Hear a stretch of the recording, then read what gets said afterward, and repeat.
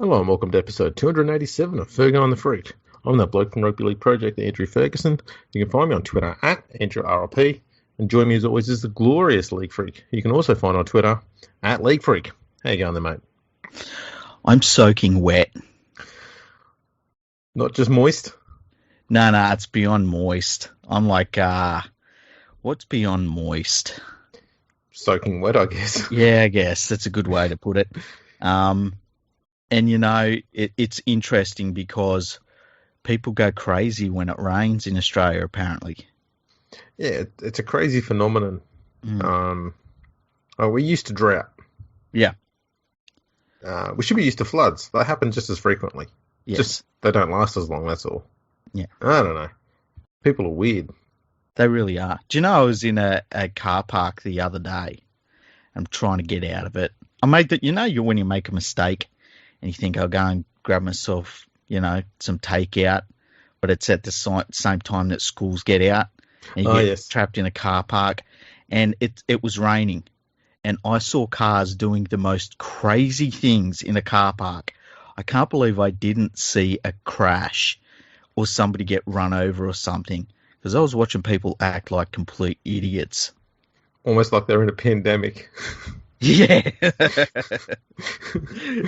Oh, man. The COVID's falling out of the sky. It's liquid COVID. We're going to die. Tell you what, though. Mm-hmm. I've got no segue for this. I do. You do? Yeah, so if a car had smashed into me, right? Yeah. And I'm liking where this is going already. Yeah, and broken my body, and they had to use the jaws of life to get me out. Yeah. Like they did with Tiger Woods. Mm. And they put me on the gurney, and they're like, well, his legs are mangled. We've got to cut his pants off. And they cut my pants off, and they'd go, damn, this man's got some smooth cags on him. And the reason I have smooth cags is because I go to manscaped.com. If you go to manscaped.com yourself, you can get 20% off and free shipping for the Lawnmower 3.0, which is a lithium-ion powered love machine. It's got a light. It's waterproof. It doesn't care about the rain. It works best when it's soaking wet. If you go there and you put in the exclusive code for our listeners, which is NRL, you get 20% off and free shipping on the Lawnmower 3.0 and absolutely everything else on their website. We recommend that you do it because you don't want to be the person who gets cut from a vehicle with the jaws of life and they say, wow, this person looks like they've got Grizzly Adams in their pants. So go to manscaped.com, put in our code NRL, and buy yourself the Lawnmower 3.0. That was perfect. Thank you. Brilliant work. I try. You do try, and it's come off. It's a brilliant performance. I thought I was pretty good segues, but you've destroyed me. Yeah, well, anytime I can talk about my balls, of course I'm going to take it to my balls. Absolutely. We've decided we're just going to wing it this episode. Yeah, you know what? I tell you what. Let me start. How ridiculous is it that we play rugby league, we want it to be a nice, entertaining, flowing game, and then someone scores a try, and then everything stops, and somebody in Redfern in the bunker looks at what happened, and then they decide that we need to take the points off the board. Yeah. Apparently that's a better system than scoring the try and then let's go talk to the people at Redfern to have a look at it before we decide whether we award the points or not. Yeah. This system is apparently better. Makes no sense at all. Like, it's rugby the league's single most dumbest fucking thing that's happened in the last 12 months. It's horrible. It's really horrible. Like, rugby league's the only sport where you take points off the board that isn't darts. And darts isn't a sport. Hey, darts is awesome. Darts is not a sport. It combines mass and throwing shit at things. How is that not a sport? Have you ever seen the video of the dude that gets hit in the head with a dart? No. Oh, I've got to show you it after the podcast. It's really funny. Okay. Sounds good. Yeah. No, it sticks in his skull, hey? This is the dumbest thing because all the talk was before is, why we hate the bunker system. It's the pettiest fucking complaint. It's like, people don't get to enjoy the moment They've got to sit there and wait and watch a big TV screen and go, yeah. And then when there comes up try, they have their moment. Or if it's no try, they have their moment. Yeah. Now, you're giving them 2 moments. You give them the moment where they can sit there and cheer after try scored, and then you can make them all completely fucking furious. Yeah, like nothing short of furious. There's Is nobody. that the result you want? Exactly. Like, why are we having? Like, why is our sport saying, you know what we want to do? We want to bring people to football games, and if things don't quite work out for them, we want them to leave angry. Yeah, we want them to be livid. Yeah. This is how we're going to make people love our game even more, is we want to piss them off like they've never been pissed off before. It just makes no sense, and it just goes against like the natural flow of what a sporting contest should be. Yeah. I was wondering if maybe this is just a Peter V'landys thing to try and make the scoring somewhat similar-ish to AFL. And bear with me on this. The reason why I say AFL is because he spends a lot of time talking about it. He tells us all the time how much he hates AFL. He talks about it far too much, though. And I thought maybe, AFL's got this thing where if you miss the big sticks, if you get it through the ones next to it, yeah, we'll give you a point for trying. Mm-hmm. And if you hit one of the little sticks on the side, you don't get any points. You go, well, you get a point for hitting the big sticks in the middle. You don't get points for hitting the ones on the side. Who knows? I think maybe he's gone, let's just give you points and take them away and fucking move it around. AFL's liked by people in Victoria. Maybe this will get them on board. I don't know what he's thinking. Yeah, I'd like him to stop. I'd like him to stop fucking with the rules. I'd like him to stop talking about AFL. I agree 100%.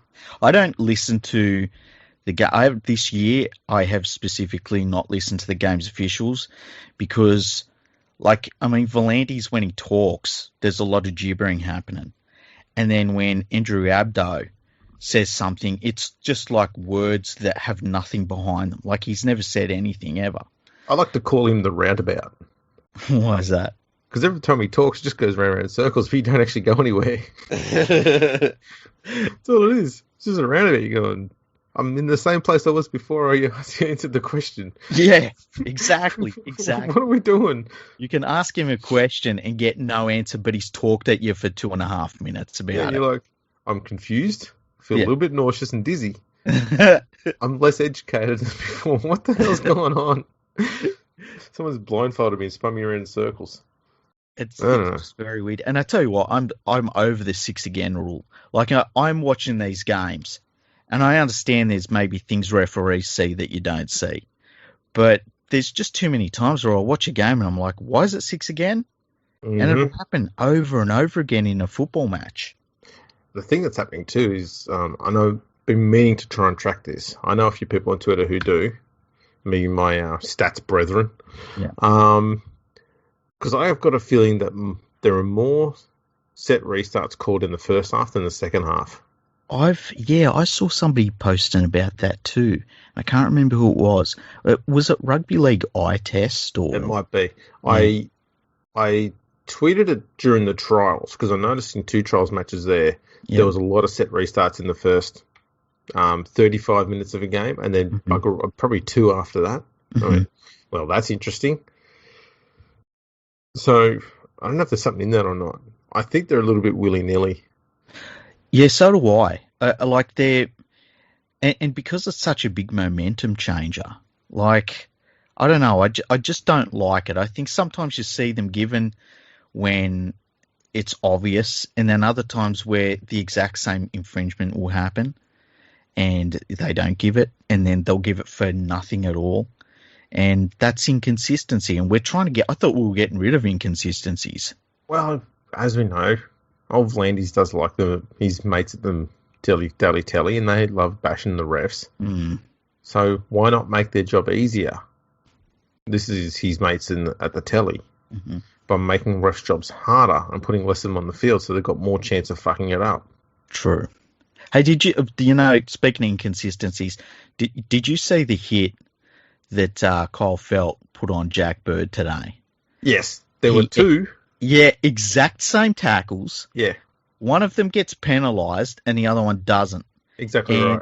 It was crazy because they were literally the exact same tackle. They were. And they were great tackles. I don't think it should have been a penalty at all. Nah, they were fucking sweet. Mm. So he drove in. It was a clear one-on-one thing. He got in low. He picked Bird up and dropped him on basically his back on the shoulders. Mm-hmm. On both occasions. It was just a strong tackle. That's all it was. There was no intent to dump him on his head. No. But because all the momentum was with him and he's driving forward, and Bird's obviously, his center of gravity gets changed completely as soon as he gets lifted off the ground. He's going to be falling backwards, so he's going to go past the horizontal, but he doesn't go past by much. So I know if we're being literal with the law, then yeah, it should be a penalty, but they're not driving head first. He landed on his back, not on his head, both times. They called the first one and penalised it and put him on report, and the second one they let go, and they were genuinely fucking identical. Yeah, it was crazy how identical they were, and just two great tackles, maybe the two best tackles this season. They are so far. Yeah. Oh, crackers. In the game before, Latrell Mitchell got sent to the sin bin. Oh. Because he put his elbow out and grazed Daly Cherry Evans on the hip. And Daly Cherry Evans went down like a sniper just shot him 6 times in the nuts. But after he realised, oh shit, I'm not going to score here. Maybe if I fall over, I might probably get a penalty. So he's running along. He takes 2 steps after the bump and then looks around. He sort of looks to the side a bit and then wobbles and falls over. He goes, "The fuck is this shit?" And yeah, like sure enough, we saw it. Sorry, go on. No, you say. I was going to say, like, at best, Latrell Mitchell's arm grazed Cherry Evans' side. Mm. Like, that's it. It wasn't even as though you could say he hit him. No, because Latrell was off balance at the time, so all he could do was fling an elbow out, which was never going to be enough to throw DC off balance, especially when it hit him in the hip. Mm-hmm. Maybe even a little bit higher than that. Just seemed weird, really weird. And then we saw in the second half, DC tried to milk a penalty by stepping over one of the South defenders and then playing the ball into him. So clearly milking the penalty because he thought, if I play the ball to him, he kicked the ball back hard so it would roll into the South bar on the ground. He couldn't get out of the way. So he's intentionally trying to milk a penalty there. And the ref called him out on it. Says, no, you're trying to milk a penalty. And he's like, okay. And he looked like he's about to have an argument and then just fucking walked back. The referee just moved on from him. Well, and he said to the referee, "Can I challenge it?" And the referee was like, "No." And it was interesting because to me it was like old school refereeing in terms of if the referee wanted to be pedantic, he probably could have given that penalty to Manly. Yeah. And he was like, "No, I see what you're doing, and I'm not having any of it. Like, this is a cynical move on your behalf."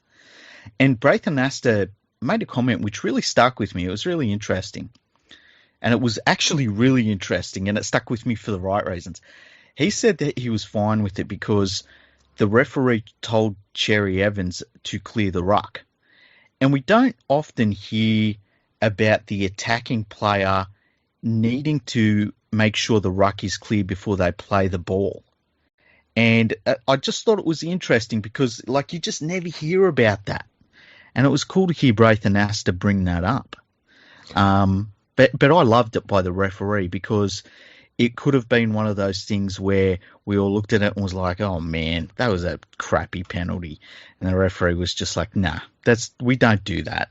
Not especially on given especially where Manly were positioned, like they were inside South's half. Mm-hmm. Not that made much difference because every time Manly got inside the South 10, they just choked with the ball. Yeah, they really did. Manly looks really, really bad, like scarily bad this early in the season. And you look at their squad, like I was saying to you before the podcast, there's half a dozen players in that Manly side I don't know. And the players that are there, like DCE, I'm not going to be too critical of because he carries the side quite a lot. He's not playing his best football so far this season, but he's got a lot of mates. Foran was pretty much anonymous. Walker was horrible. And there's just too many players in this team that I don't think are NRL quality. And the thing that really worries me is they're getting worse. And they've re-signed Des Hasler now to an incentive-based contract. My feeling is that, like, either Des Hasler's good enough to be your coach, either you think he's the guy or he's not. And if you think he's the guy, but only if it's a cut price contract, then he's not the guy. I agree.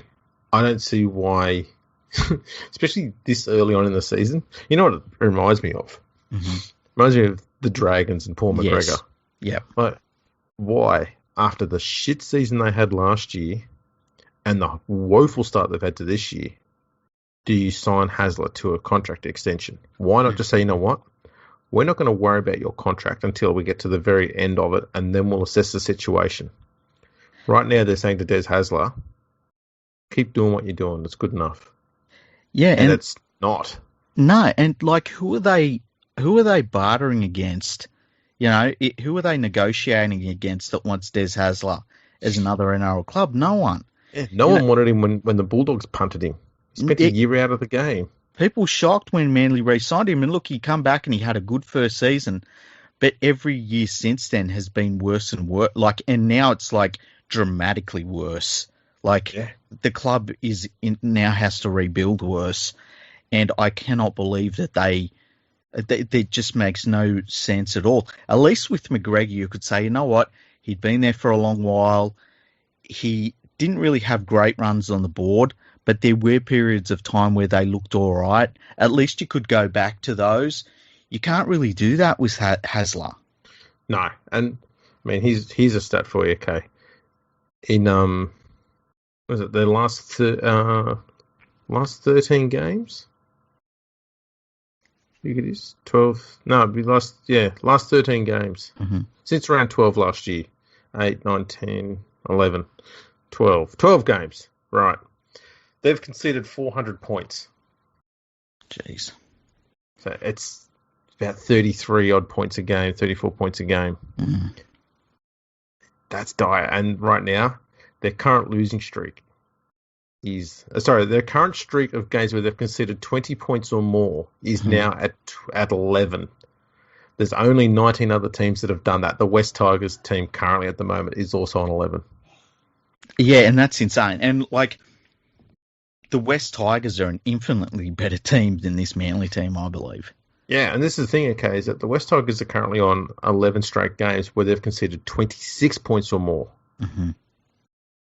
Manly's done the same thing, except they had one game against the Bulldogs last year, which they won in that streak, where the Bulldogs scored 20. But every other game, they've conceded 26 points or more in that streak of 11. From what you've seen so far this year, and look, it's weird hearing people talking about the season when we've really literally had just one full round of footy. But from what you've seen, would you say the three worst teams pretty comfortably are Manly, the Cowboys, and the other team has slipped my mind. Manly, the Cowboys, Manly, Cowboys, Bulldogs. Yeah, look, the thing with the Bulldogs is you could always give them a little bit of benefit of the doubt because their defence was good. Mm-hmm. But now their defence is shit. Yeah. So the one redeeming aspect they had is gone. The Broncos are still horrible. The Broncos are horrible. Their attack's improved, but their defence is still just dog shit. Yeah, it is. That's true. But I have a feeling... I just have a feeling they're going to get better. I have a feeling they're going to take a few weeks to get their feet again and that they'll turn it around, not to the point where they're going to be in the finals or anything, but I think that they're going to be outside of that bottom three. I feel like that bottom three for me, I'd be kind of surprised if anyone else finished in the bottom three apart from those three clubs. Yeah, it's looking that way at the moment. Manly's conceded 72 points already in 2 games. Yeah, it's insane. The Bulldogs 60 in 2 games. Cowboys have conceded 49, which is not so bad. The Broncos, I mean, they got times. That game on, was it Friday? Mm-hmm. There was a try that was scored in the middle from, I think it was Jared Wallace, actually. And when you looked at it, he's been dished a genuine crash ball, and that was where, essentially, you're given a ball knowing that the defence is going to stop you from getting to the line. Your job is not to score a try or even try and get a try. What you're trying to do there is get to the ground face first as quickly as possible and play the ball as quickly as possible and stop the defence from sliding so that you're sliding faster in attack than your defence is. Mm. And he just walked through and scored a try. And he's like, that wasn't supposed to happen. And the Broncos' defence looking around going, like, they're not even trying to score there. They're setting up for the next play. Yeah. And you fucking let them through. And that's where the Broncos miss just like veteran players. Well, that's where Josh Maguire usually was. Yeah. You know, sure, he's done a lot of grubby shit in his career, but yeah, he's always been a very, very good and reliable defender. Mm-hmm. Not just tackling, but also making sure that the blokes either side of him are working together. So you've got, a solid trio there in the middle. Yeah. So you always had to pass one off the ruck to get around them. Now you just walk through the middle. And they don't have Payne Haas there either, which is another big body. So that was the softest and worst try to concede, is when it's a crash ball and the prop just charges over and scores.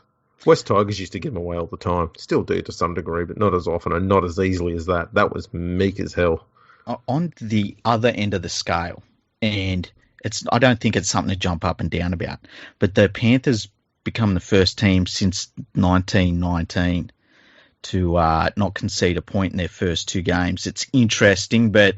I know, that is... they're the first team since 1919 to concede 0 points in 3 premiership games in a row. Oh, okay, I thought it was 2. No team has ever started the year until now having conceded 0 points in their opening 2 games. Penrith's the only team to have ever done it this year. And look, you've seen history this year. Yeah, and I'm a Panthers fan. I watched both those 2 games very closely. It's nothing to jump up and down about. The Bulldogs' attack was diabolical, and the Cowboys' attack was worse in round 1. Well, that's the thing. And this is the problem with this. Unfortunately, with the stat is that I think I put out a tweet earlier, which was the last 250 minutes of regular season games played by Penrith. Mm-hmm. They've scored 94 points to 0. Yeah, and they've only had 2 different opponents in that, and it's the Bulldogs and the Cowboys. Yeah. A game each last year and a game each this year. But in saying that, you can only do it against you can only play against what you're up against. True. Yeah, that's true. And look, the thing about Penrith, and I think you and me talked about it on Monday when we last recorded, which by the way is my fault completely. I like this Panthers team. I'm lining it up now with the Manly Seagulls of, I think it was 1996, as the best defensive side I've ever seen.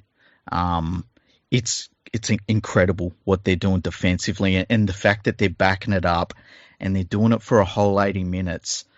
It's kind of incredible. By the way, this leads up to fast forward a week from now when we're talking about Melbourne have scored 70 points against Penrith. It'll be great. But what do you think about them defensively?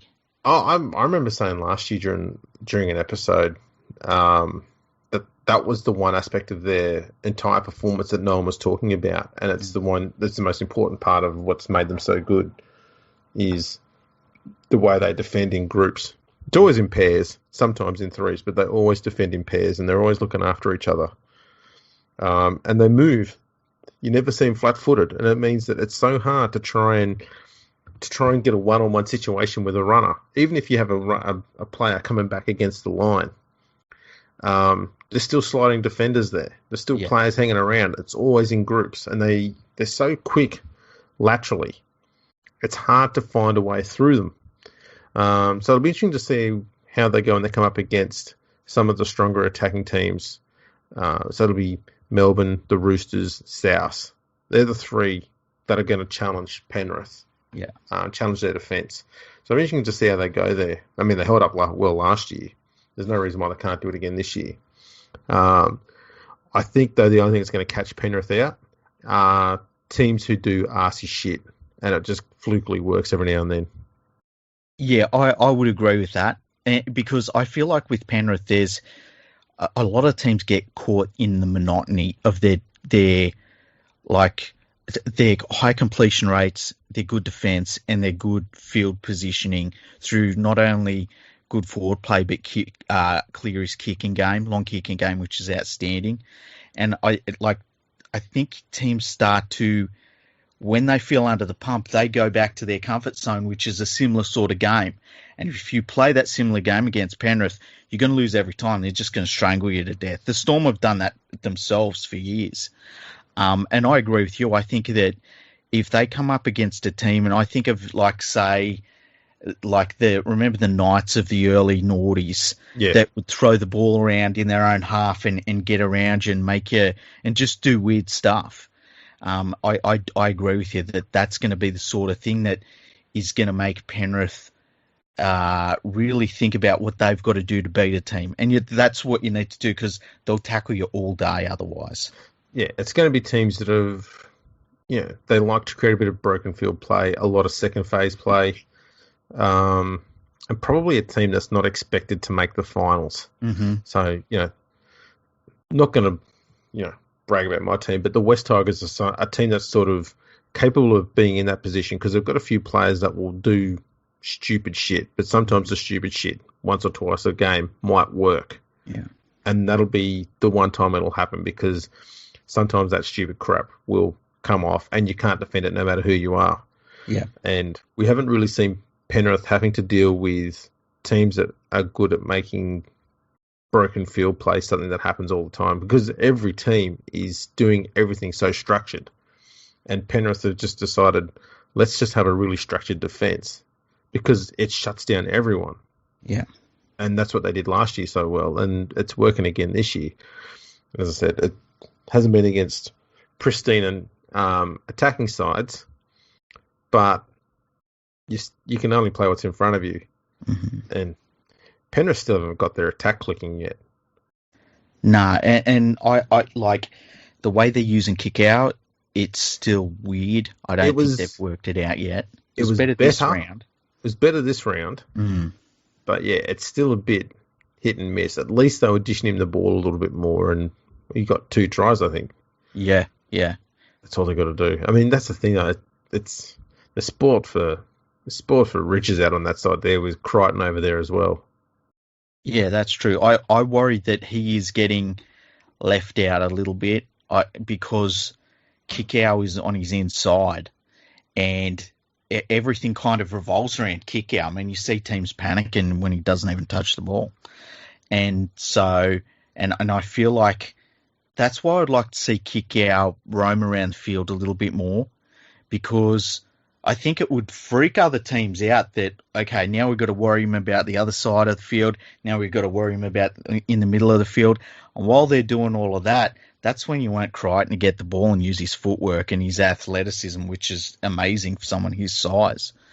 And I feel as though it's, it's almost a bit of an Achilles heel having Kikau just parked over the one side, because you want to go to him every time, and you're trying not to, but you're still wanting to even when you don't. So I think it wouldn't hurt for Penrith if they looked at how they used Latrell Mitchell in the last season. How the Roosters used Latrell Mitchell in his last season with the club, because it was a very similar situation. You had these big, powerful ball runner out on the side there. Mm-hmm. He's got a good offload on him, and they just parked him on the side of the field. But every time they went to him, something would happen. I think what they need to do with Kikau is every second run he's got to do when he's out on that side and the play goes that way and they start sliding left, is make him run either straight or backing towards the post. Yeah. Inside defenders will shit themselves. Yep. You can either give him the ball or you can just pass to Crichton. Crichton can stand up anyone one-on-one. And that's what you got to. That's how you make a one-on-one situation. That's how you get Crichton back scoring points again. It's literally that simple. Yeah, Kikau will draw 2 defenders every time he runs inside. Easy. And I think with Kikau, you could do weird stuff, like start him in the play, start him out on the wing. And as you start going out to his wing, just have him running out the back of the play. Just run an infield. Yeah. Because everyone's going to be like, the ball's going to be coming in. They're going to be worrying about the outside, and they're going to be watching him coming in. And it's like, how many things can you watch before all of a sudden Crichton scoring under the posts? Exactly right. Embarrassment of riches out there for him. Yeah, it's pretty cool to watch and play every week. Like, it's funny watching the games and you'll see people on Twitter getting snarky. And it's like, man, if we lose the grand final every year, I'd be happy with that. Just all I want's a competitive team. I got my grand final 2003. That's locked away. I'm just happy to have a team that's fun to watch, that's competitive, and that like it tries hard every week. It's really cool. I'm really enjoying it. Yeah, I don't know what you're talking about. Saying combinations of words that mean things and it just doesn't come together. Yeah, I understand the language. Should we look at some emails? That sounds like a great idea. All right. So the first one we've got, I don't believe we've read this one. It's from Nui Ash, who sends us a lot of emails, which is really cool. So thank you, Nui Ash. He says, and I'm going to read them out. And by the way, when I read these emails out, I recognise this in the last episode. I'm not really close to my laptop, and so I'm reading them from a fair distance, and it's hard to see what they say. So I've made it all bigger this time. So here we go. Flagrantly felonious Fergo and law-abiding league freak. This person knows us far too well. I know, right? I've been trying out the whole good boy behaviour thing for a long time, thinking that you'd be seen as the bad guy, but someone knows us too good. Yes, didn't work out. Butter wouldn't melt in my mouth. Okay, so let's talk Suwali. There's been plenty of talk about the physicality of league on the underdeveloped body, which is definitely a key issue. Personally, I feel like this pales in comparison to the psychological and emotional rigors that come with getting a huge pay packet and the media scrutiny around playing first grade, particularly given how flippant mainstream rugby league journalism can be these days. Here's my idea. If they want to bend the rules for under 18s to get big dollars and play first grade early, I feel like they should have to pass a significant psychological assessment as well as be provided with specialised psychological guidance, including social media training and financial mentoring specific to underage players. Surely it's in the interest of the game to have these young potential stars not burning out prematurely or falling off the wagon. Cheers, Ash. That's a good email, Ash. Yeah, I'll tell you what. I think there'd be an awful lot of players who are age 35 that would fail a bit of the psychological test. Do a psychological profile of a rugby league player. Wouldn't that be scary? Yeah. Can you count to 17? That's a good start. Look, I just think it's easy to just have one simple rule in place, and that is you can't play till you're 18. Yeah. And just lock it in. If a club wants to burn cash on a 17-year-old, so be it.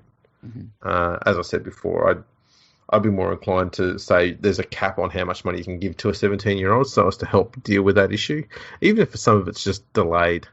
So if you want to sign Suwali up for $400,000 a year, just say, look, he can only earn 150 until he turns 18. Just give the other 250 in a delayed payment somewhere else, but just include in the cap anyway. Yeah, that's a good idea. But I'd be putting a portion of their money aside in a secondary account. It's kind of like a trust fund, but in a way that only that player can access when either they retire or they hit a certain age, so that they've got money for when they get old as well. And I'm not talking about putting 90% of it in there. Mm-hmm. Do a 50-50 split. Yeah. Surely a player these days can live off $200,000-$300,000 a year, and having $200,000-$300,000 a year sitting, earning interest in a bank account, untouched, that's going to be worth a fair bit by the time you retire. You'd think so, especially if they put it into Bitcoin. I would say the psychological thing does worry me, and I feel as though that's a lot of why they brought the 18-year-old limit in.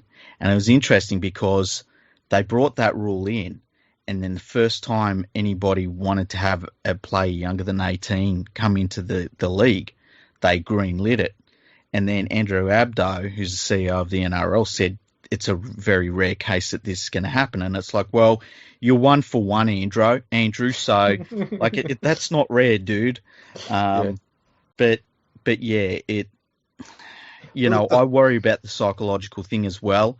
And like I look at someone like a Nathan Cleary who come in very young as well, and he was from a family that had been in rugby league for decades by the time he comes into it. So they know what he's going to face. He's been around athletes all his life. He's been around professional football all his life. And he seemed to, from the outside, to handle it really, really well. But then there were articles coming out that were where he was saying some worrying stuff about the pressures that he faced and all of the stuff that come along in social media that he was reading and things like that, and how it was getting him down. And like, this is a young halfback that has basically played about as well as any young halfback not called Andrew Johns at his age. And to think that it was getting to him, it's a real warning sign. And I think that that's something that the NRL should have taken into account in this case. Because, as Ash says, it's not just the physical side, which we've talked about, but the psychological side of it, it could be really damaging. It could be really, really damaging. And that's if it turns into a superstar. That doesn't even count for all the young superstars we've seen who don't end up playing first grade at all, or who are just all right first graders. Yeah, it just came as a bit of a remarkable situation, given that during the whole week leading up to this decision, the club that Suwali's going to be playing for, the Roosters, was dealing with the fact that they had two hardened veterans in Boyd Cordner and Nathan Friend on the sideline contemplating whether they should retire because of head knocks. Mm-hmm. And they're in their early 30s. Yeah. And we're discussing about bringing in someone who's about, 14, 15 years younger than them, bringing them into play a bit earlier. You think, why would you expose a 17-year-old to those sort of head knocks? Have we learned nothing from when Adam Ritson played? Yeah. It's a worry. And we should be learning from mistakes, not constantly making them over and over again. Exactly. And I understand that if you get a teenage sensation, you just want to see him out there. Yeah. But that's why you've got the rule in place, so that you don't get too overly excited by just wanting to see this young bloke out there. And the best example, and I saw somebody talking about it too during the week. I wish I could remember who it was. I know we talked about it too. It's Benji Marshall. He comes into the game. He's physically clearly as dominant as he was as a playmaker and with his running game. Physically, he wasn't ready for the workload that the game gives you.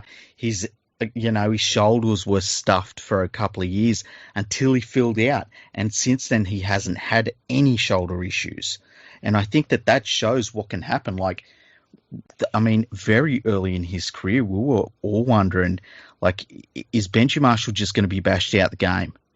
Yeah, exactly. And the game was quite fast then. Mm-hmm. Surprise, surprise, they're doing the same thing to it now. So it is a genuine concern. And this is the problem with a lot of it now, is that even though there's so much talk about player welfare, talking about CTE and stuff like that, there still seems to be next to no genuine interest in welfare by clubs when it comes to players. Because at any moment, a player can just go to another club and they go, oh, it's not our problem anymore. Someone else's job. And they're just a commodity that they trade from here to there. They're going to stop looking at them as humans and looking at them as robots. Yeah, and if you've got, say you've got a player signed up for a 3-year deal, which for the vast majority of players is a very long contract, a 3-year deal. It's very rarely a player gets more than 3-year deal unless they're a superstar. If say you've got to play for 3 years, why would the club? And this is what you're talking about. If it's in the best interest of that player to sit out a year because they've got head knocks, or they need extra time to develop physically so that they can, fill out or just add enough weight that they can get through games and be all right. You can't really wait that year, because that's a third of their contract that's gone.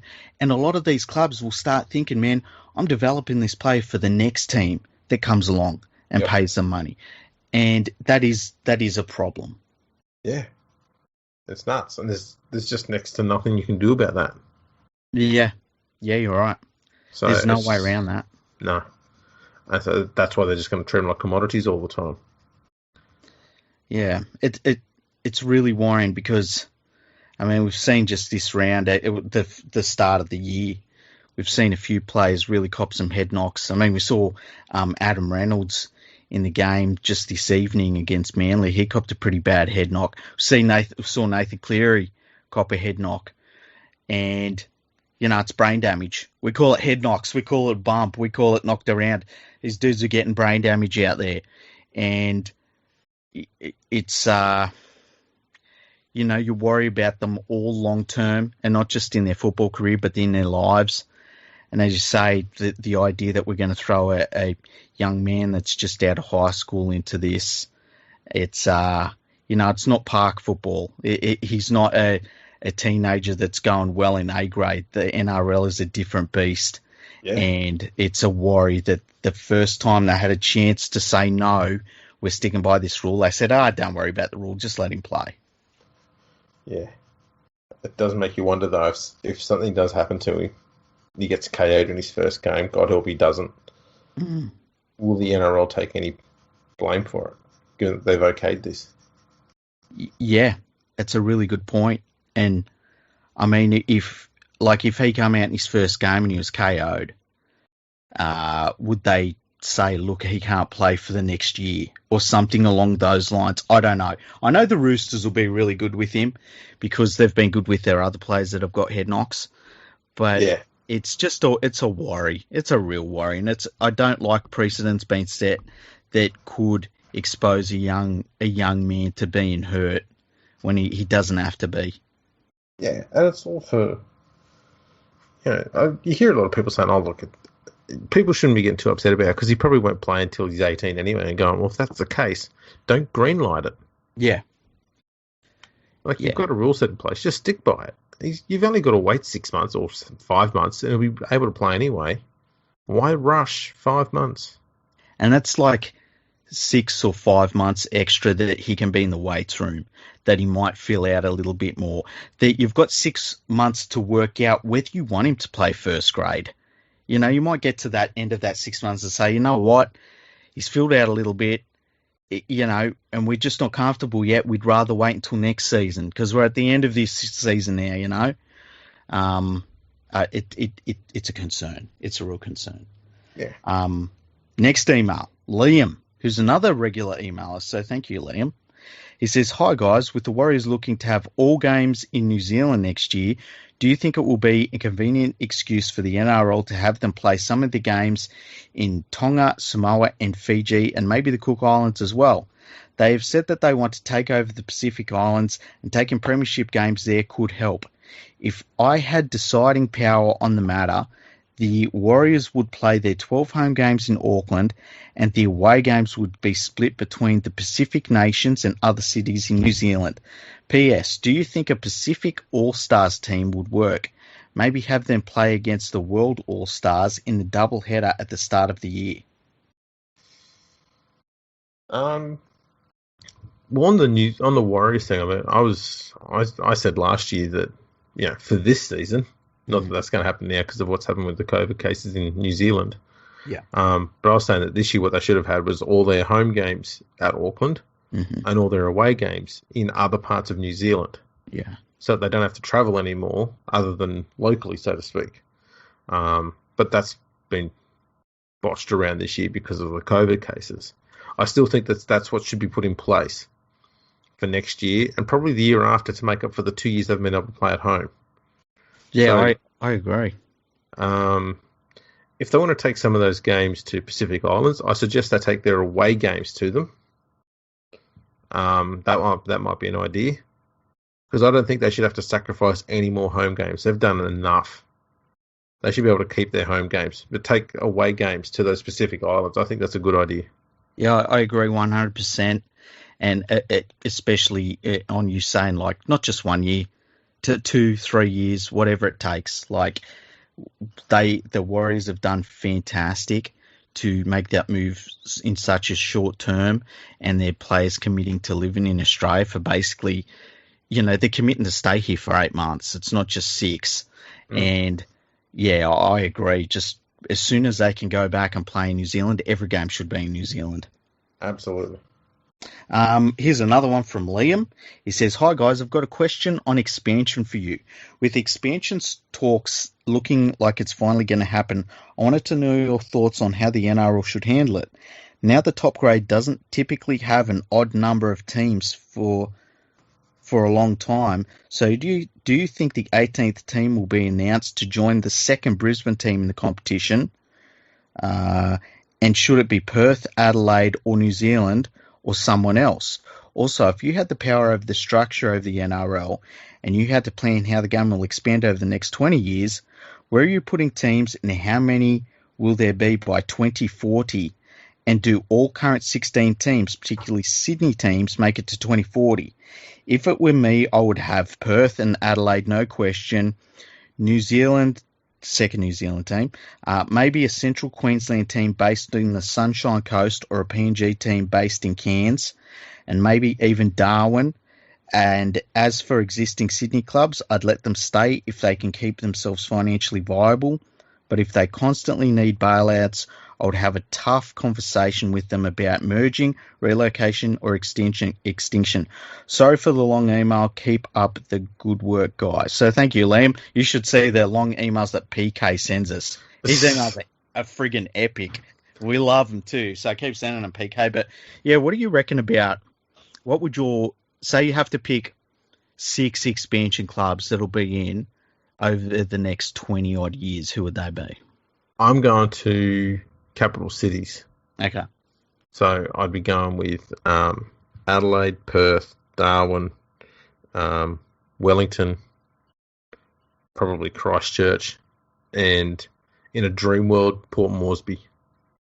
Okay, I would say, taking out the Brisbane team, because that's already here, I would go Perth, Adelaide, and a second New Zealand team. I think that I'd leave that up to New Zealand to work out where they wanted that team. And not in this order, by the way. Those 3, I think you could put in any order. I think you'd probably put the second New Zealand team first, actually. And then from there, I would say bring in the Hunters, the PNG Hunters. I probably agree with you on Darwin. And then my 6th team would be Honolulu. Oh, yeah. Throwback to our, I think, first ever episode? I think it was, hey?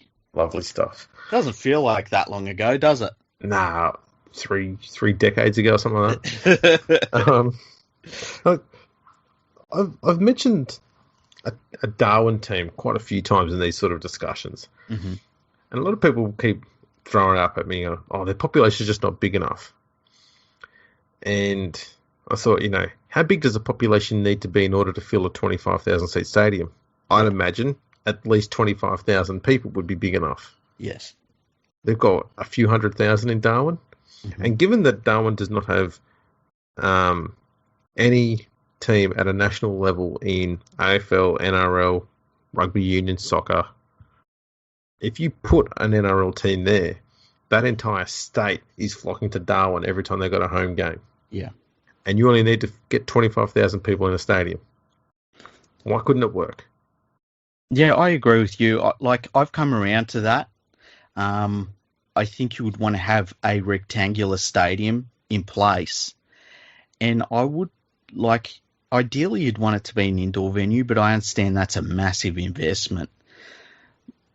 But I think that considering we play NRL games there now, Parramatta takes games there, I think that the weather thing can be worked around, even if it's through the schedule of when you play games. So, yeah, I think it would work. And, as for Sydney clubs, it's a really hard question. It'd be survival perish. I would agree with that, yeah. I think it's a good idea to have a team on the north shore of Sydney somewhere, and to just generally fill out Sydney, but I think the thing I would do is I'd say to the West Tigers, you're going to Campbelltown full time. We've talked about that before.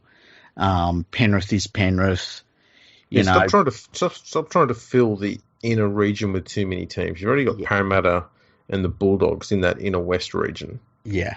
And for some reason they're clinging on to the West Tigers in that area. Just piss the Tigers off to Campbelltown. That area is massive. Yeah. They need a full-time team. There's enough teams in the inner west as it is already. Mm-hmm. And we've got the same sort of drama going south. You've got South Sydney, the Dragons, and the Sharks. You've got to start thinking about moving the Dragons to Wollongong and sort of spreading those three teams out a bit further. Yeah, and I think with those two problems that you mentioned, like the thing that the Tigers have going for them is they can move to Campbelltown and that whole area, which is going to be massive in 20 years from now. With Souths, the Dragons and the Sharks, like the Dragons can move south. The Rabbitohs are kind of a all of Sydney team, I'm willing to say, but mostly the eastern suburb side of it. The Sharks are the one I worry about because they've got nowhere to expand to. No, that's kind of the reason why I suggest that, the Dragons should become a Wollongong South Coast based team. Mm-hmm. And that would open up the region south of Newtown to Cronulla, which is what St George used to have. Yeah. And they'll go back to having that area to themselves. And that's a bit more serviceable for a team. South and the Roosters are, for me, they're the worrying areas. Because they're relying largely on money. Yeah. And getting players from elsewhere. Mm-hmm. Like the Roosters for a long time have been trying to get, they've been relying on getting juniors from other clubs before other clubs develop them. And there's nothing wrong with that. Teams like Melbourne have been doing it for years because they have to. Yeah.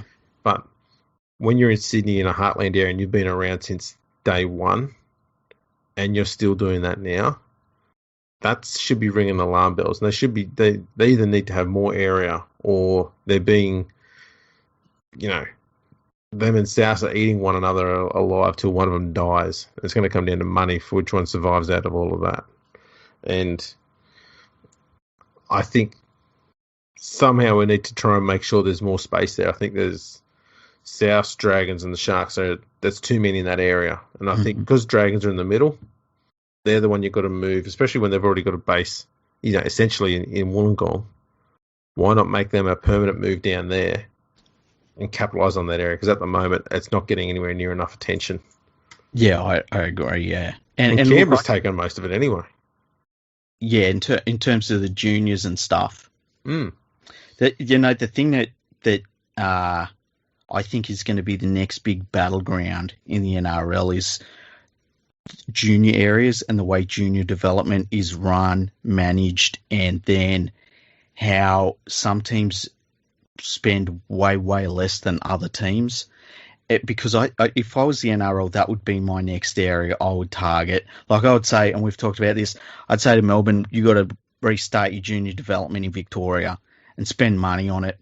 I think that I would redraw the boundaries in Sydney, and a lot of it would have to do with, relocation or a movement of teams. So, like for instance, the West Tigers, I'd say to them, the inner Sydney thing is over. You've got all of this Campbelltown region. Just focus on that now. And I would redraw the boundaries for junior leagues and stuff like that. And then I'd say, like, you've got to fund it. And then I wonder if there's going to be a moment in the NRL especially where we start seeing clubs that don't develop juniors having to pay clubs that do develop juniors, because it's, we know the ones that develop them, we know the ones that don't. It just can't keep going on like that. That's right. Especially the West Tigers is the worst one because they've got a ton of teams and players and stuff like their doorstep. And when you consider the size, it's probably similar to what Penrith have got. And yet Penrith are developing so many of them, bringing so many through. And the West Tigers are next to nothing in comparison. Yeah. And that's horrible. Yeah. There's a reason why Penrith made a grand final. The West Tigers haven't been in one for 15, 16 years. Yeah, and look, even when the Tigers did make it, it was with players from other parts of Australia anyway. It wasn't through locals. There was a bunch of local kids in there, but not as many as what Penrith have got on their side at the moment. And they didn't hang on to most of them anyway.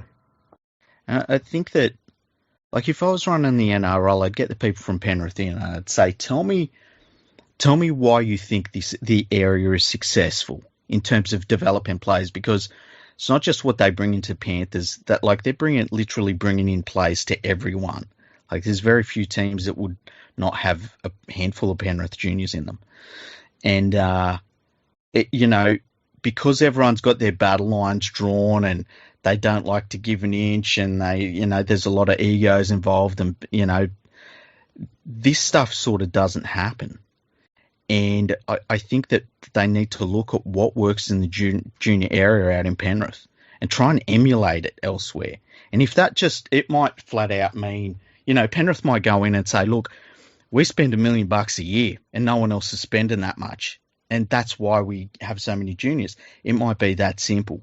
It might be competition structure. It might be the way they feed their elite juniors through the grade system. Whatever it is, it's working incredibly well. And everyone else needs to be able to do that in their own area, because there's not many teams you can look at and say, well, you know what, they produce heaps of juniors. It's not good enough at the moment. I mean, right now it's like, Penrith does it very well. And then I dare say the next best junior development region's maybe New Zealand. And that's because they feed through a lot of Pacific talent.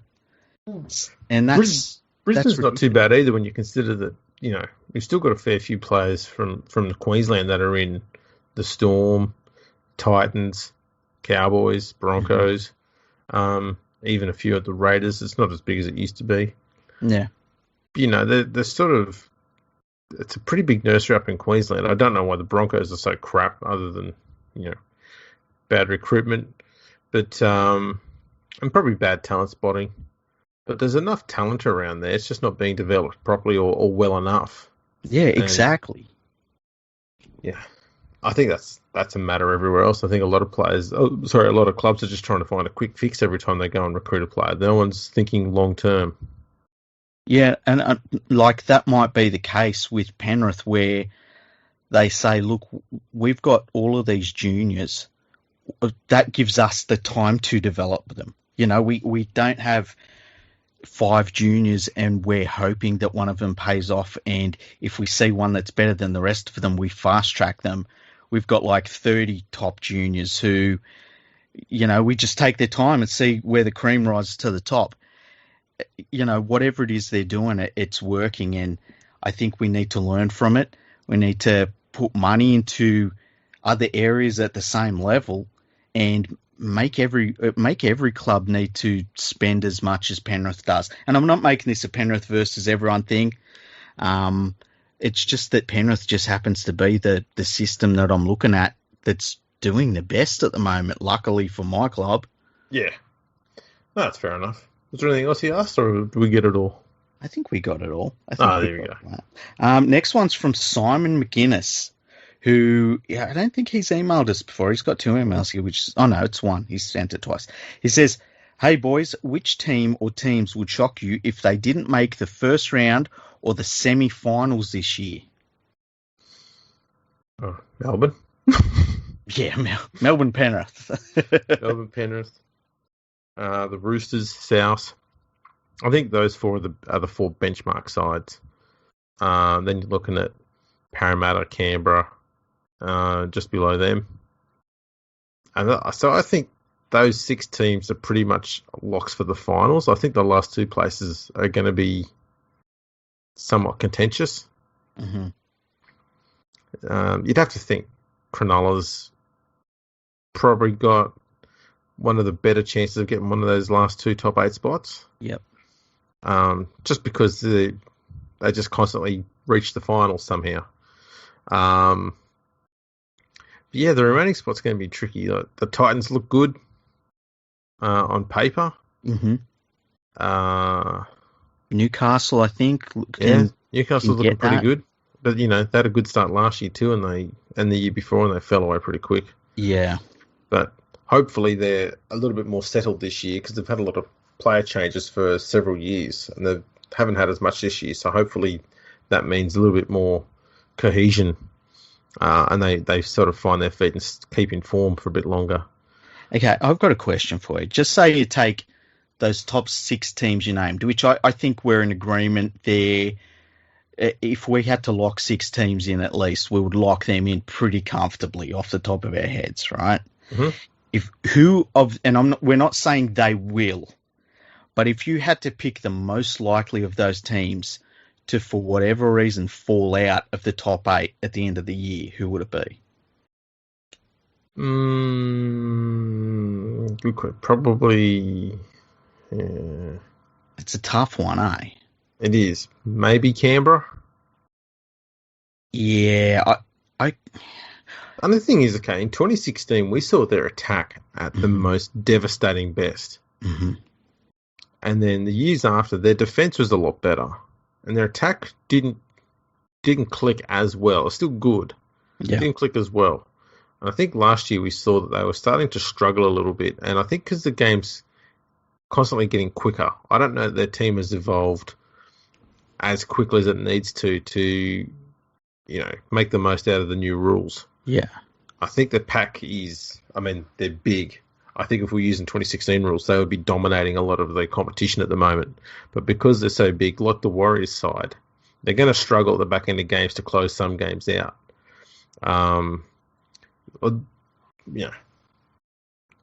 Happy to be corrected on that.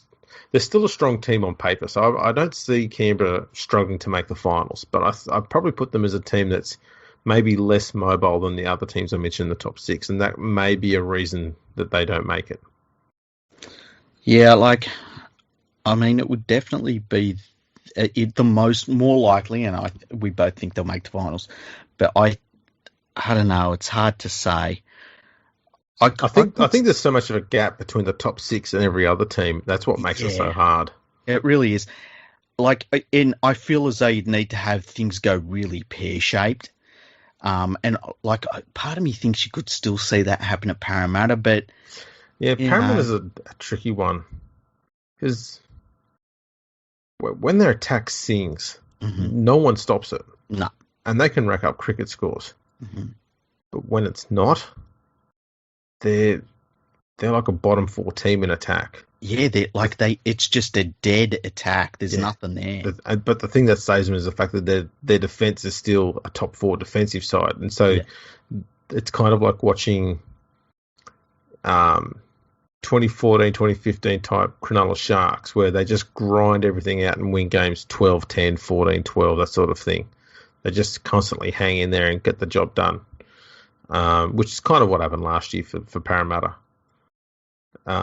So that's the thing that they've got to work on, is that attack can just sometimes get a bit pedestrian. And I think a lot of it comes down to whether Moses chooses to run or not. Yeah, he's so key to them. We saw when he got injured last year that it just killed their season, basically, if you look at it over the long term of their season. So yeah, it's hard because, as you say, it's, the top 6 is so different from the rest of the competition, which is good because, at one point we had a top 4 that was so different from everyone else. So at least we're getting a bit of depth. Yeah. We got another email. This is the last email we've got here from Daniel Matua. I hope I've said that right, Daniel. He says, hey, long-time listener, first-time emailer. After the first week of footy, has your guys' opinion on the Warriors changed, or am I hyping myself up for nothing like every year? Also, is it just me, or hearing Matt Nable on all the Fox League promos getting annoying? Cheers. Oh, shit. Oh, what about this bloke?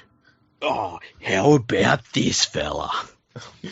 Matt Nable's always been that way. Tell you what, speaking of annoying, did you see in the one of the games during the week already, Shane Flanagan's now a special guest commentator on Fox Sports? No, is he? Yeah. Ugh. Yeah. They keep saying, "What do you think, Shane?" I'm like, oh, I don't really give a fuck what Shane thinks, to be honest. Why are we asking Shane? Yeah, it's Are we going to bring in Bronson Cherry next? Let's How get his about thoughts. Bronson Sherry trying to do a pity party for himself? Yeah. Why? And apparently Flano's commentating on SEN as well. Oh, really? Why? So it's really weird that they'll sometimes you see the expert commentators that they bring in and they're ex-coaches. And you kind of think to yourself, like Anthony Seibold, you pointed this out on our website, talking about edge defences. And it's like, dude, you had one of the worst edge defences in the history of rugby league. Like, what are you talking about edge defence for? Yeah. It was like, I think 2 years ago, Matthew Elliott was the, was it some sort of special coach or whatever it was they had on the NRL website, and he was writing about how certain plays work, stuff like that, and I went, yeah, not the person I'd ask. Yeah, like if I had to write up a play, and if it was between Matthew Elliott and fucking Des Hasler, I would go to Des every single time. Yeah. And his would be like, just, have you ever watched a junior league game? You just pass it between forwards, dude. Yeah, give it to the big guys. They'll do it all. Yeah. Yeah. Yeah. I don't know how the fuck that works. But the Warriors, I don't know how they're functioning at the moment. Every time I look at them, I go, I can't tip them this week. Yeah. And then they go out and win.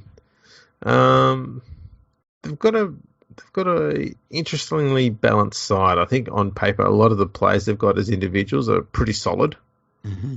But for some reason, they just don't look like an outfit that should mesh together as well as it has been. That's probably a good thing because they're winning games.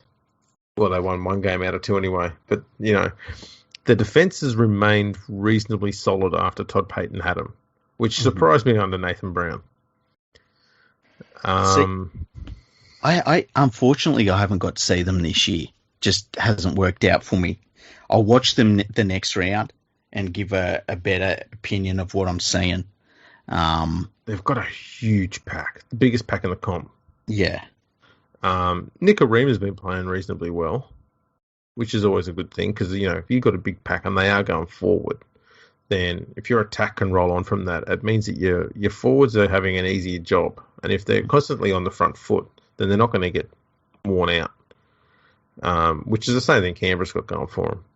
But if they come up against a team that can run around them, slow them down, or put some early points on them, they're going to start playing from behind an awful lot and for a lot longer. It makes you wonder how long they'll be able to do that for.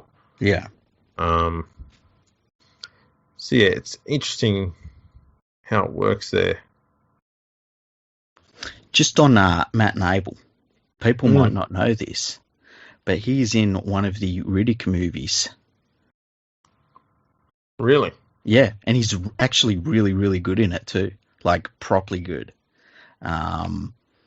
If so, what one would I think it was just called Riddick, and it's the last one that was put out. I can't remember what year it was from. It's probably about 4 or 5 years ago now, and I won't spoil anything. But yeah, he's in it. Check it out. He's very, very good in it, and but yeah, he's the way they've got him doing the promos for Fox Sports. He's not working with much, I don't think.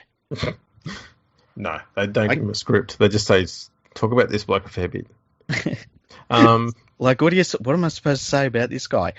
I don't know, just have a look at him or something. Did you know between Matthew Nable and Paul Kent, they've played a combined total of 9 first-grade games? Oh, really? Yeah, Nable's got 8 of them. Oh, shit. What did you think about Paul Kent when he was going on about that Parramatta player? What's his name? I think of him as Matt O because somebody I know. Ryan Madison. Yeah, Ryan Madison. And like he's he's got a player option for the end of this year, and his manager is seeing what he's worth on the open market, which is what his manager's job is. Yeah, and Paul Kent was fucking laying into him over it, and I just thought it was kind of cynical and gross. It was a real journalist move. Why is he shitty over? I mean, doesn't every player do that? Like they're an idiot if they don't. Yeah, moronic if they don't. If your manager's not seeing what your market value is every single year, even if you're under contract, fire them. Yeah. That just seems nuts. Paul Kent's an idiot. Yeah, it was something that stuck with me that a former player should know better. That's true. Speaking of idiots called Paul, Mm-hmm. Paul Crawley wrote a piece last week where he was criticising Damien Cook for not running enough. And the South forwards came out and pretty much said, well, we didn't do our jobs, which makes his job a lot harder. Mm-hmm. And I went, yeah, that's kind of like the first thing people realise about football is that if your forwards aren't laying a platform, your attacking players can't do much. Exactly. Poor old Mr. Crawley doesn't know that yet. He's just gone onto the NRL website and gone, oh, Damien Cook doesn't run as much anymore. Oh, let's write an article about that. And that's the level of his genius. That's probably the most research he's ever done. You know what I find really weird is that, like, the way that the media covers the game, everything's an attack. So instead of saying, like, and it's one game, right? But instead of saying, like, Damien Cook isn't running for as many meters as he normally would. Why is that? How's that affecting the team? And has he got the ability to change that? Or is this the way that South's going to play? Instead of doing that, it's like, oh, Damien Cook, he's not putting in. Yeah, it's a mindset of how you cover the game. I feel. No, I fully agree. That's kind of the way they're looking at it. Mm. Almost like they were blaming him for the fact that they lost in round one and talking about the fact he didn't run as much last year. Sometimes that's just not what's needed. Yeah, and a good hooker will know when to run. If he's running all the time, it could be to the detriment of the side. Yeah. You got to pick and choose your moments. And Cook is not a greedy player, so he will run when there's generally, if he A, can see that there's an opportunity for him, or B, if there's nothing else on. Mm-hmm. His main option is always going to be, I've got to service the ball out to halfback or a forward or something like that. It's always about going forward, team first. Yep. That's how these people think. The way Paul Crawley thinks is he should be selfish and doing everything himself. Yeah, yeah. That's not how any football team functions. It just can't. No, the cool thing about 2021, I think, is blatantly obvious. Like, even if you go back a few years ago, I feel as though the rugby league journalists had a lot more sway over how people felt about the game. And I think that's completely dissolved now. You don't see people spitting out the same lines that you saw journalists spitting out. There's a real pushback because you're getting so much more information from so many different sources now. Podcasts, independent writers, that like just people on social media talking about the game between themselves. And so I just don't think they have the sway. And I think the way they try and get attention is they attack a player or they attack something the club is doing. And instead of it being reasoned, questions about how a team is playing or something, it's just an attack piece to get the hits. No, I fully agree. I was cooking dinner the other night and I had NRL 360 came on after a game's replay had played out. And I'm not paying any attention to it. I'm just doing stuff and I just turn around going, all they've done for the last 20 minutes is yell at one another. I went, this is so tiring. Mm. But that's what they do. It's just got to attack each other. Attack. And they do it to each other. They attack whenever they can. And then they've got a segment on there where you've got to vigorously defend something or whatever. And they had made Jeff Tuvey talk up rugby union or some shit. And I was like, what the fuck is this crap? Yeah. I can't. It's too combative. It's too too draining to sit through that. Yeah. They don't have proper discussions anymore. Not that they had many of them in the past, but they're having even less of them now than they ever have before. And they're all just going, let's try and attack each other as much as we can so that we can get a headline out of whatever it is we're talking about. And so they become the story instead of the actual game being the story. Yeah, and like Like we had it with a couple of weeks ago. We had Paul Kent. No, was it Paul? No, bloody old Buzz Rothfield bitching about Cooper Cronk having a coaching gig at Melbourne, another one at the Roosters. Mm-hmm. Who gives a fuck? Yeah, exactly. And I think more people are saying who gives a fuck about these outlets. And the thing that, like, the final step is when you disconnect yourself from them completely and you stop paying attention, stop reading them, because like when you just watch the football and you get your love, you'll get your love back for the football. And it's really easy to get, to follow all of these supposed news stories. None of them really matter. Occasionally you'll get something that'll come up and it'll be interesting, but most of the stuff that is written by mainstream media outlets does not matter. And it doesn't have anything to do with football either. That's the other thing. Yeah, it's not insightful. No, there's like, you're not learning anything. No. You're not finding out about, you're not even finding out about your favourite players or anything. It's not like you're like, oh, he's into this or this person's like this. It's just like noise that they're generating for themselves. Yeah, there was another article during the week where they tried to do this expose thing or, mystery thing, clickbait sort of article. Mm-hmm. Which teams had the worst recruitment in the last decade? Mm-hmm. And every person who's, half says about rugby league goes, oh, that's the West Tigers. Mm-hmm. And sure enough, it goes in there, oh, it's the West Tigers, and goes on about how they let this person go, let that player go. And yeah, we know. We've been watching the game. We know this. Yeah. Everyone knows it. All right. What's your point? And there is no point. That's the thing. You do an article like that because you've got nothing to write about because you don't know anything about the game. Yeah. And that's what they do. This is why I was so passionate when I did my Rugby League Project Annual, mm-hmm. which you can download or view for free on the homepage of our website. Yep, rugbyleagueproject.org. I wanted to get as many independent rugby league analysts writing on it. And so that's what it got. So if you go on there and have a look through it, you'll find, all these rugby league analysts on there, and you can go and check out their own individual work, their Twitter handles are all there, so you can go and follow them on there. That's what I want it to be, is promoting those people and all independent people, mm-hmm. not mainstream people, because they're not analysts, and the ones that are not doing enough analysing. Mick Ennis is a very good analyst, doesn't do enough of it because he keeps getting drawn into doing these arguments and bitch fighting sessions. Cooper Cronk's another one. Mm-hmm. Good analyst, has to go and do bitch fighting and arguing and stuff like that all the time. And Fox Sports they're kicking their own ass for no benefit. It's just stupid. It really is. And like, I brought this up on Twitter. There's a young bloke that they've brought in. I believe his name is Jake Duke. Yes. And he's really stood out. He's only been on the coverage this year. Apparently he used to work for Channel 9, and I've never heard of him before, and he started popping up on their coverage. Really, really good. He tells you, it gives you information. It's just all information about the game.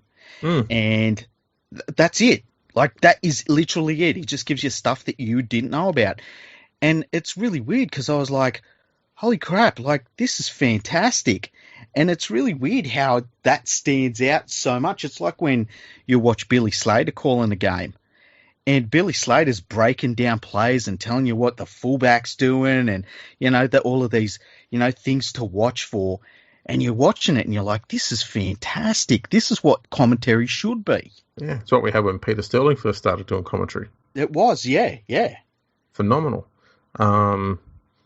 Jake's been really good too because I saw today he was doing pre-match interviews with a few players. Mm-hmm. He only gets asked like 3 or 4 questions, but all of them were really smart and clever. Yep. None of them were snarky or trying to create some sort of drama or some sort of shit like that. Just asking genuine, good questions, but not the same boring, typical ones. Yeah, and not like things like, I saw your TikTok video this week where you were dancing. It's like, I don't give a fuck about that. Yeah. Ask about the football. Yeah. Well, 3 years ago, you had a bit of a dust-up with this bloke. You're going to go there and renew hostilities? Yeah. Like, the hell? What are you talking about? So, yeah, we're due to do an episode where we completely bitch about the media. We haven't done that yet, have we? No, we I don't, haven't. Not this year. I don't think people understand that we don't like the rugby league media too much. I don't know if that comes across. Yeah. I mean, we occasionally call them sociopaths, drunks, Bloggers. degenerate gamblers. You know, you Yeah, always know. blogs. You always know the gambler ones because they always turn everything into a horse race and Well, they talk about horse racing more than anything else. yeah, where they'll be like, some player will fucking not score a try and they'll be like, oh, that was like a beaten favourite at Flemington on Saturday. It's like, what are you talking about?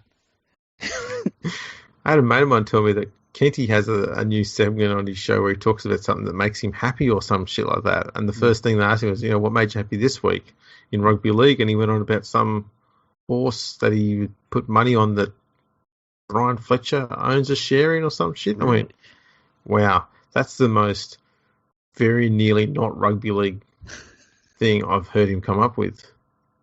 Okay, here's a good test for us. What's something in rugby league that's made you happy this week? Not having to watch anything on Fox Sports. Because every now and then, like in previous years when we first started doing the Ask Kenty ones, I used to watch one episode a week when he had the Ask Kentys on to find out what his answers were. Yeah. And I'd have to sit through the entire freaking thing because, the first few times I did, I kept forgetting that it was all done at the end of the episode. So I'm sitting through watching the whole thing going, man, I fucking hate this show. I was just rage watching it the whole time. And then I went, yeah, you know what? I do far too much prep work. I just need to read out the questions and answers and just go with that. And they got the Ask Kenty episodes we were doing got better after that. Yeah. So I not having to sit through that. And I didn't realize that was a problem until I overheard some of it the other day, and I went, oh, man, I'm glad I don't watch this crap anymore. Yeah, I stopped watching it the year before last, and I was like you, it was the start of the season, and I sat down and started, and I watched it for, I think, 3 weeks, and I was just like, I'm not enjoying this. This is, it's not even about not enjoying it. It's like, this is horrible. This is actually not nice at all. And when I stopped watching it, it was like, I just found 3 hours during the week. This is great. And it's all relaxing. The show is so combative. Mm. And it's combative with no purpose. Yes. No value. And then you walk away going, well, I'm angry now. I don't know why. And I don't know if I like rugby league anymore. What's the point of this show? I don't get it. It's just complete empty calories. There's no payoff at the end of it. There's nothing. No. There's nothing. It's just a horrible thing. Yeah. I'm trying to think of something I'm happy about in rugby league this week. Oh, you know what? I really, really enjoyed that St. George Illawarra Dragons versus Cowboys game. It was scrappy. It was weird. It was crazy. It was frantic. It was just... you didn't know what was going to happen next, and there was just something about that game I really enjoyed. I watched the Panthers play today. They won 28-0, but I got to say I enjoyed that game that was up in Townsville probably more than any game that I've watched so far. So just something about it. It was really cool to see. Actually, the other thing I enjoyed was this could just be a backtrack for last week. Mm-hmm. I love that set play that the Sharks did off the scrum last week. I saw it again during the week this week. Yeah. Fuck, that was a nice move. left, inside ball, right, try. I mean, it seems so simple, but everything just clicks so nicely along the way. Just beautiful to watch.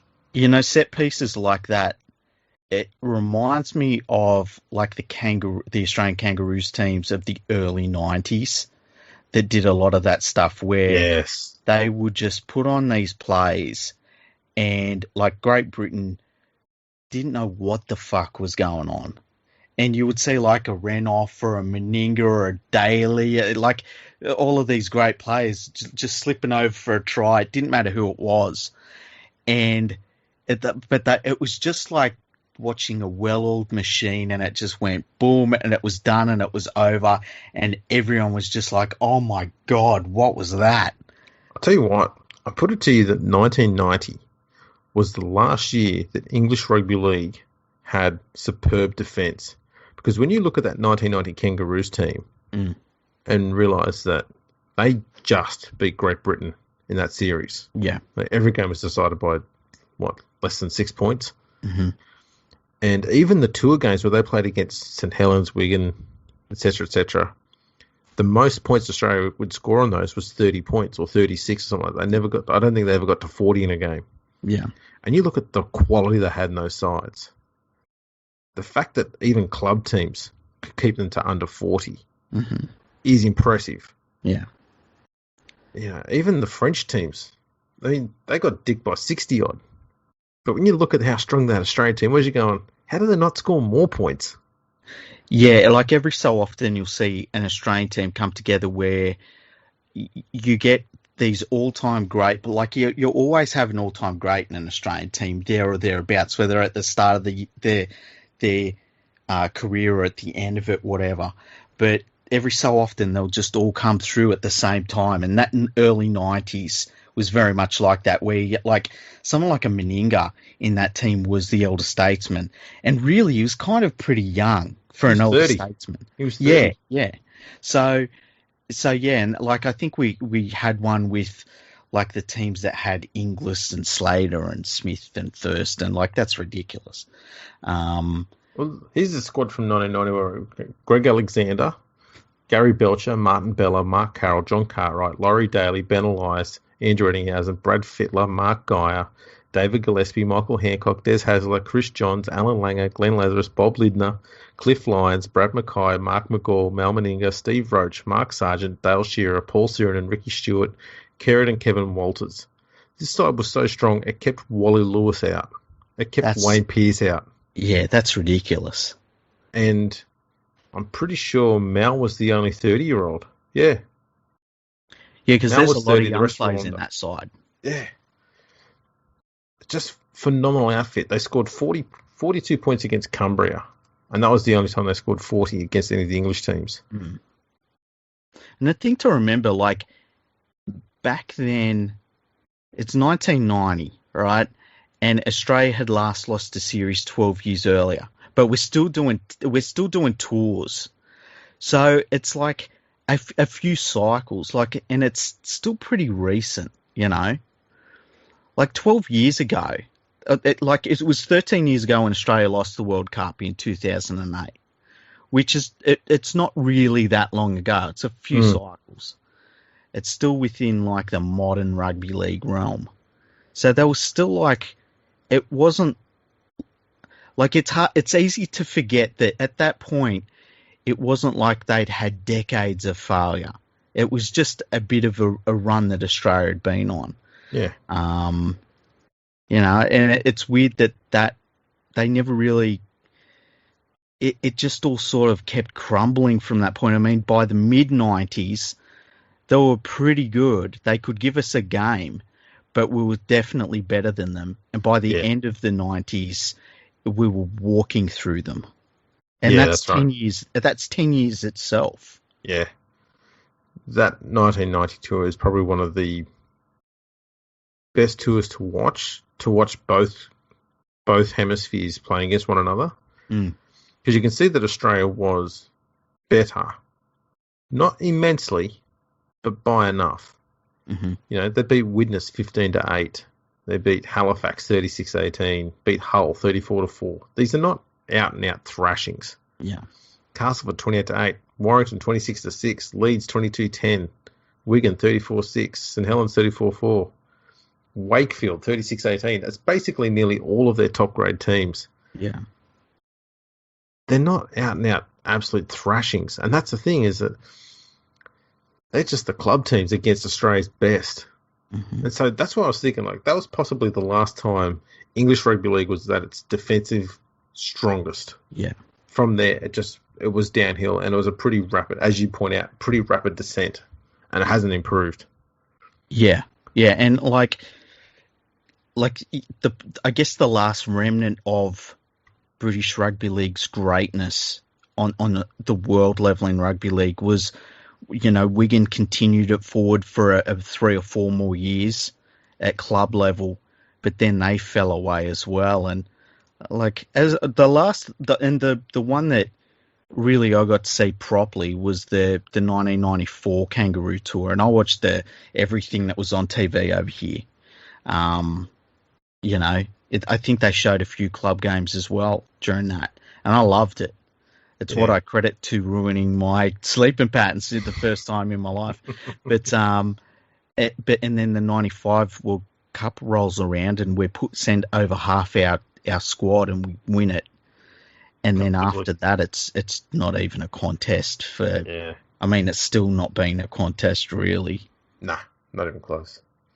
I don't remember what the email was about now. We went on a tangent there. I took us down a rabbit hole elsewhere. The Warriors. That's right. That's we talking about the Warriors. That's exactly what we're talking about. I'll tell you what, Daniel. I'll watch the Warriors next week. I'm filthy at myself that I haven't seen them yet this year, and I'll let you know what I think of them when I've watched them next week. Lovely. Can you hear the rain here? No. Wow, this microphone cancels out so many sounds. It's pouring. No, can't hear it. Wow, that's incredible. It's fantastic. That means that I can do all sorts of stuff and no one will be able to hear it. There you go. Excellent. Was that it for the emails? Yeah, that's it. Oh, lovely. Well done. Yeah, that's good.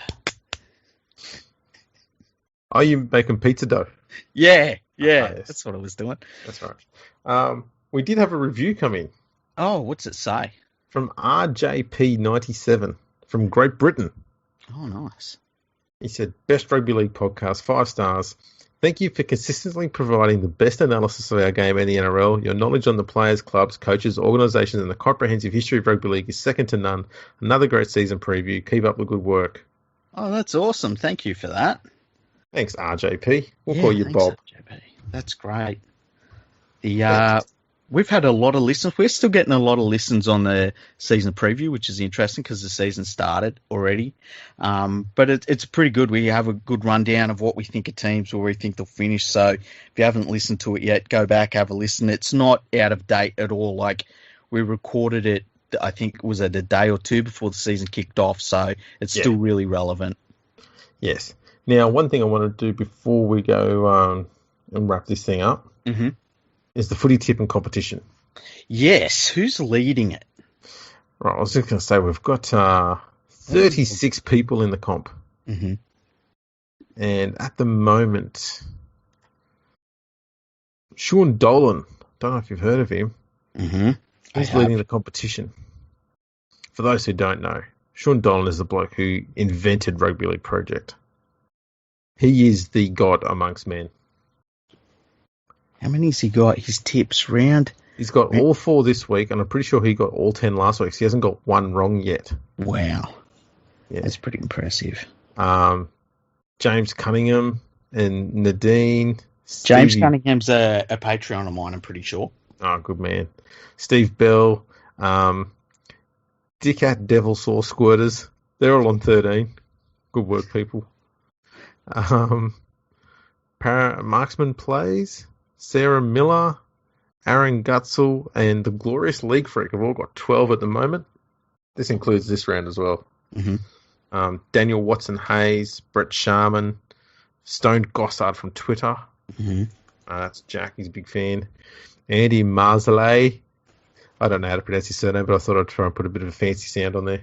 Well, he needs to email us every 2 weeks telling us how to say his name. Yeah, we'll continually say it completely wrong until one day we fluke it and say it right. And Jeremy Argo have all got 11.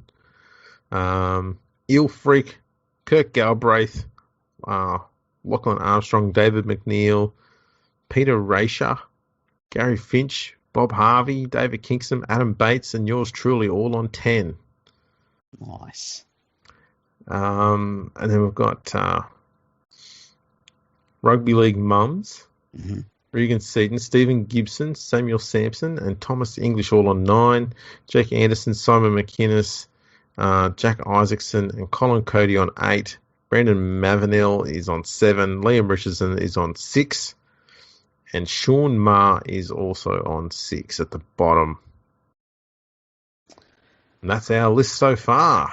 Yeah, it's going to be interesting to see how that pans out over the next month. How are you feeling about your tips so far? I'm pretty happy with who I've tipped, and I feel like the games I've lost, it's like I still would have tipped the team that I tipped. I don't feel like I've gone, oh man, I should have tipped the other team. Yeah, look, I think I summed up in a conversation we had not on air last week about my tipping, and that is usually round one, pretty solid, and then it's all fucked after that. So I had 6 last week. I was like, yeah, 6, that's not bad. Thinking I'll be in the top 10 easy. You didn't have a look on there, I'm like 23, and everyone, there's 5 people who got all 10 right, and it's like, oh man, I'm already starting in the bottom half of the draw. It's only going to be worse from here on in. Yeah, see, like I normally get better as the season goes on. So when I see that I've started pretty solidly, I'm happy. All right. So yeah, interesting. I do go a bit over the top when it comes to margins. Yeah, because you like with the margin for the Souths game, did you put in 50 or 40? Yeah, I put in Souths to win by 50. Yeah, and you know what? Because we talked about this, I was like, that I can't be against that, and I was really happy with my 30-point margin, and I'm thinking, Souths are going to smash it. South, and do you know it was about game kicked off at 5:30, right? Had torrential rain all weekend, and it was at about 3:30 that I thought to myself, you know what? It's fucking pouring rain. They're not going to score heaps of points. Well, I saw South scored after 7 minutes. I went, oh, it's on. And they scored again 7 minutes later. I went, yeah, I'm getting this easy. And then that was it. Yeah. I was like, oh. So, yeah, I'm always going to have the worst margin on there. Mine's currently sitting at 36 difference, which is worse than anybody else's. Oh, jeez. I didn't even know you could do pick like what the margin was going to be in the first round. So I only did that for this round so far. But I think it automatically picked last week for the Roosters game 9. So, you know. Oh, yeah, something like that. Yeah. I undersold that one. Yeah, what did you put? I don't know, I was out by 22. I might have put Roosters down for like a 60-point win or something.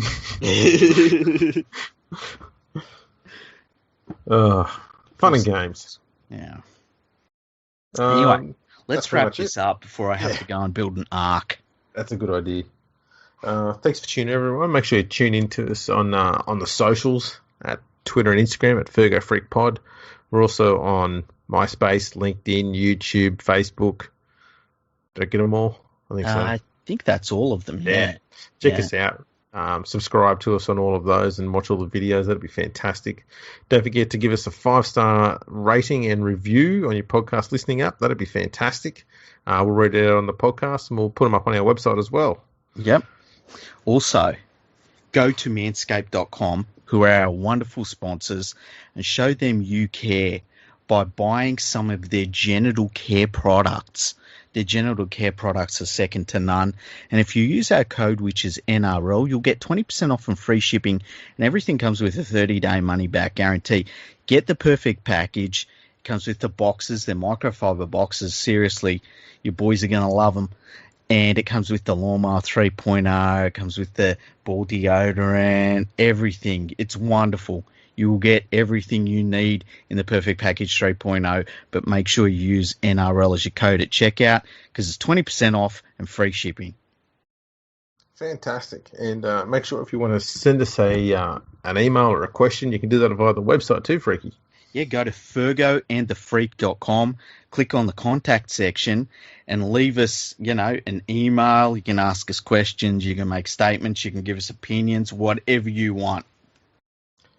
What more could you want? We're here to service you in the best possible way possible. Whoa! Pump the brakes, Andrew. They can listen to the podcast, and if they listen for long enough, then we'll service. Hey, look, we're talking about our balls. I was just in the mood. Let me get this dough going again. Oh. There you go. You're moist. Shaved balls. I got carried away. Yeah, it's all good. Gets to go. Yeah. It's all good. All right. Thanks for tuning in, everyone. Catch us all next time.